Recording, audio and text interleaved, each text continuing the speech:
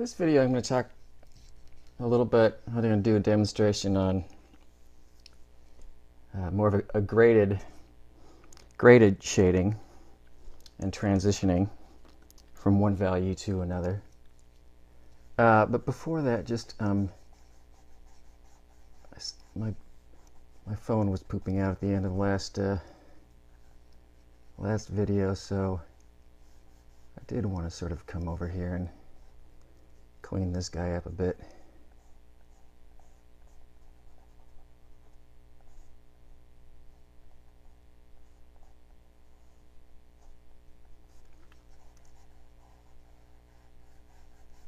One of the many things I love about shading is how, like a lot of other artistic sorts of things, how the importance of relativity. In other words, we don't really know what light is unless it's next to something really dark, or something that's at least somewhat darker.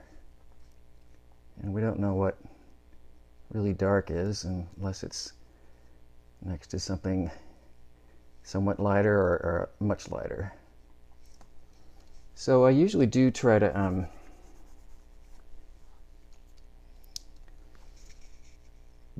even when I'm sort of just practicing or doing these kind of exercises, still making it really clear that I want, next to my darker shapes, whatever that happens to be, I want to have some really light color around that to make sure you know what it is. Over here, if I wanted to draw your eye to this particular white square, I could very easily do that by placing some really dark shades around it. I'm not going to do that right now, but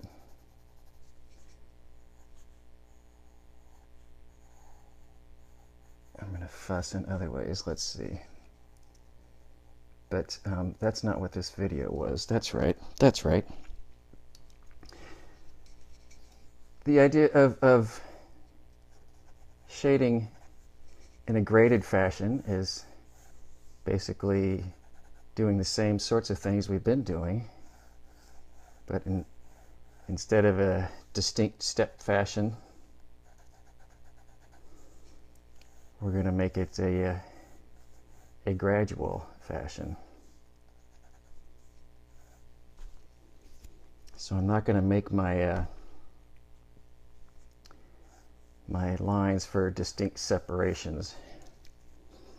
In fact, I'm not even. Yeah, I'm thinking out loud because I'm an artist and on the fly. I think I will sort of do the same thing. That I do like this notion of establishing what the lightest is by not just leaving something alone. When that's mostly true just for when I'm studying something. If I wouldn't necessarily always, if I wanted something very white, I wouldn't necessarily draw on it first and then erase. But it makes a lot more sense to me to sort of understand how it's really about the shift of a value.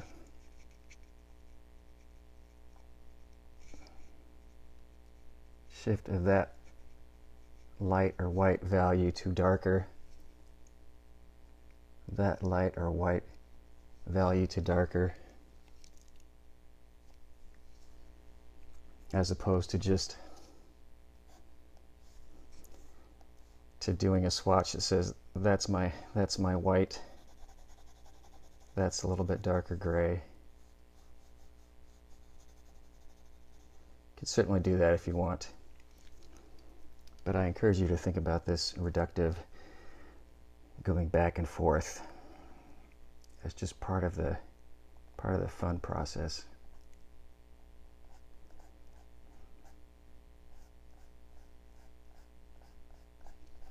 So I'm just kind of, what am I doing? I'm just sort of erasing that whole thing out.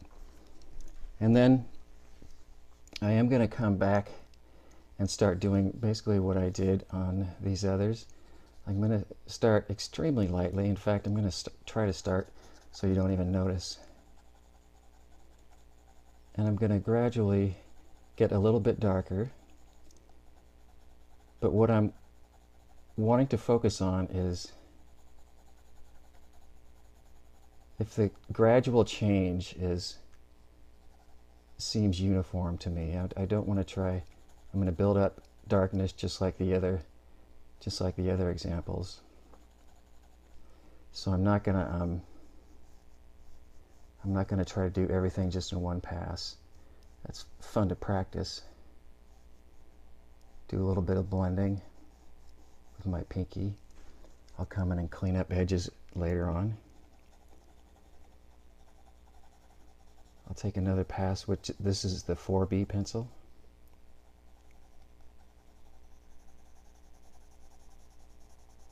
And I'm going to build up to a point where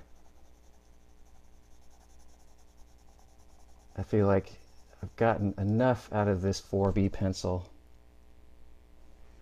to not start getting too shiny, but still kind of established.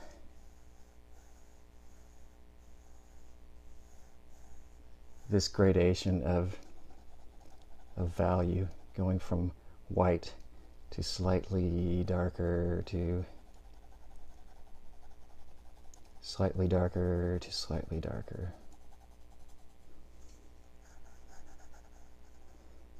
Come up here and clean things up a little bit.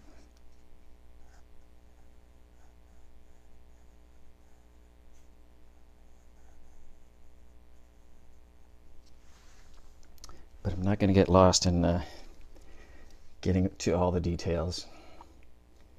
Then I'm going to get my darker pencil. This is the 7B again.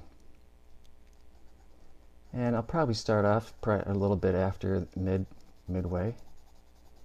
And I'll start kind of lightly shading in some tone there. And then I'll come back and do another pass. Start bringing in a little darker color. And maybe one more time. Really, I'm not even really drawing here, but I'm getting to the point where I want to start getting my darkest dark way over here. I'm going to switch grips so I can get even a little bit more pressure to get as dark as possible. I will come back and mostly just, this is sort of glazing. I'm really kind of just touching the top, trying to even things up.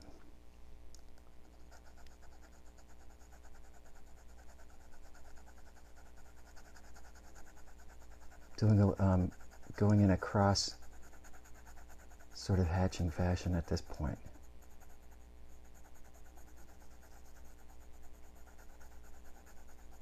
Can be a little trickier because I definitely am going from light to dark. So when I'm doing this horizontally, it's hard to think about that shift. But I'm just gauging things to see if they're getting darker in a gradual sense.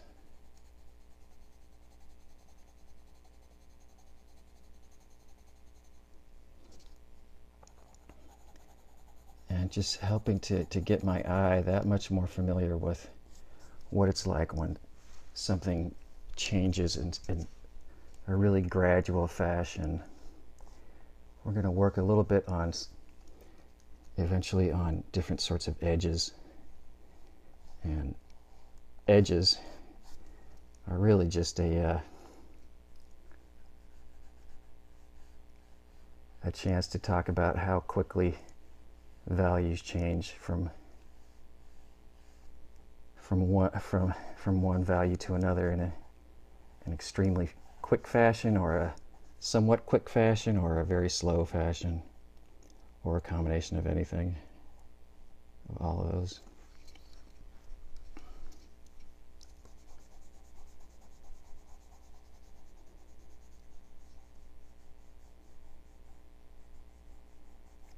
A little more pinky blending, and I know I've sort of blended over here to the side that I wanted to leave the white of the paper.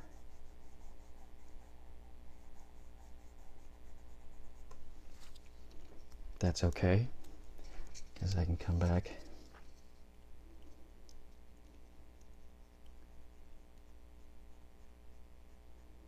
This is a little trickier because it's not quite as easy to control. But mostly what I'll do is just pull out the white, the lightest part of this scale, this graduated value scale. Blend a little bit back.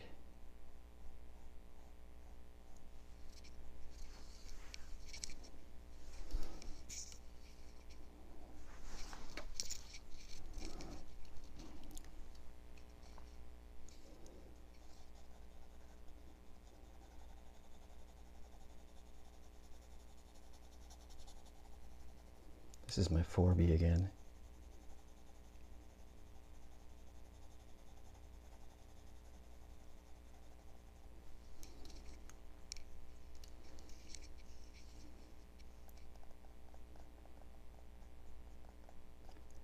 But this is the basic process. I'm sort of definitely going at this pretty slow and painstaking.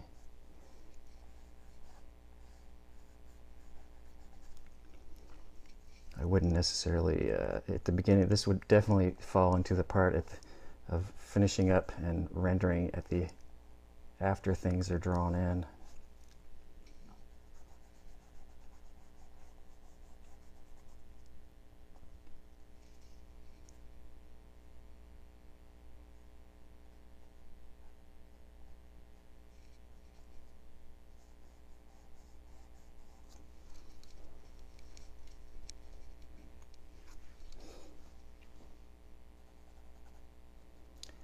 Transition is a little quicker than from that white to a little bit lighter to a little bit darker is a little bit quicker than I wanted. So I'm going to come back and lay on some more of my darker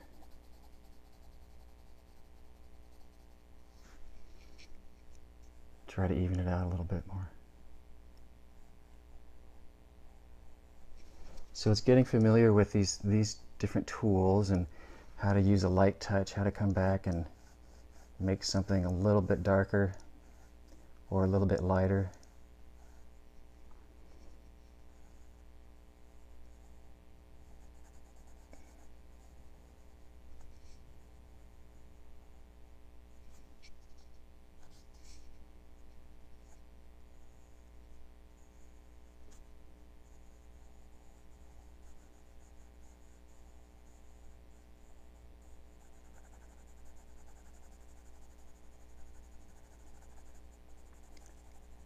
Laying on a little bit more darker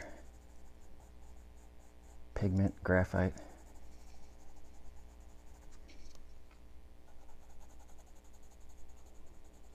And it gets pretty fascinating how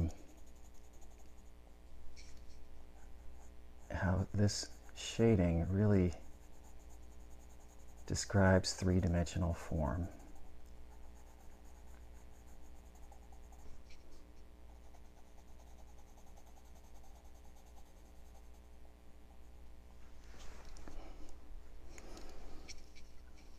So that is fine for this demonstration purpose. I'm sure I could.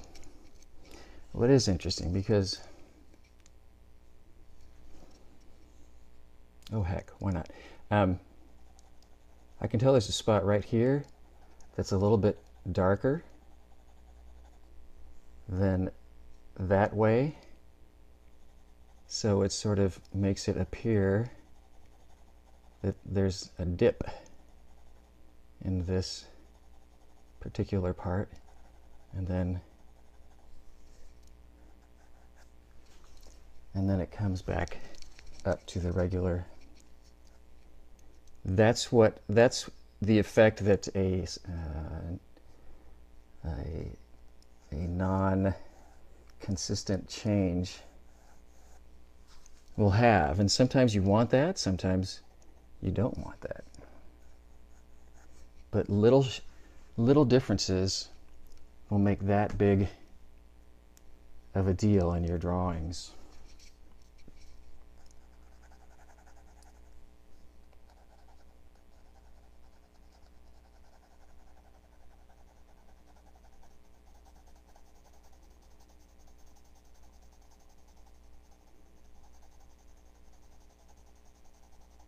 Let's see if I can come back and model it to be more of a just straight rounded form. Need to lift out some of that darker value that was messing up the clean transition.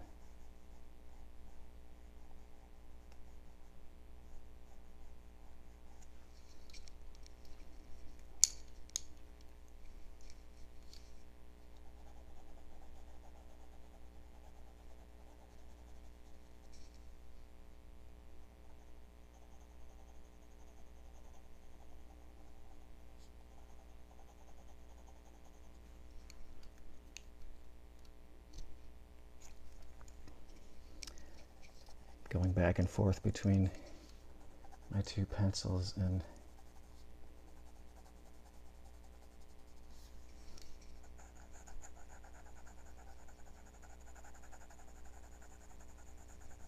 trying to round the form all the way.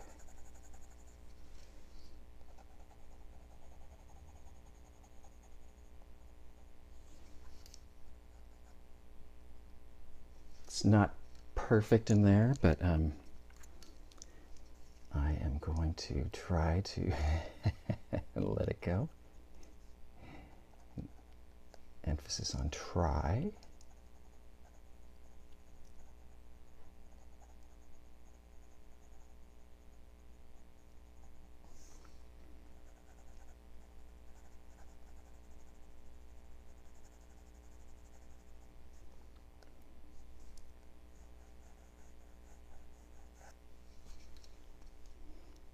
That's fine. It's fine for now. Except, I think I'll come in here and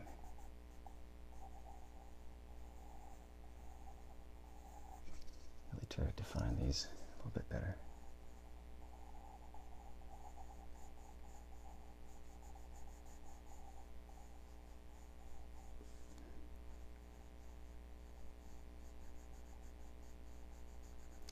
As I'm making this sort of this outline, I'm trying to make sure that I shade it so that it's a gradual change to that darkest dark outline instead of just a dark outline sitting out there by itself.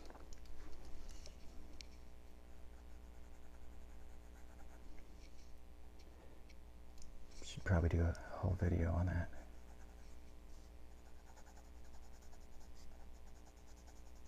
Anyways, play with that.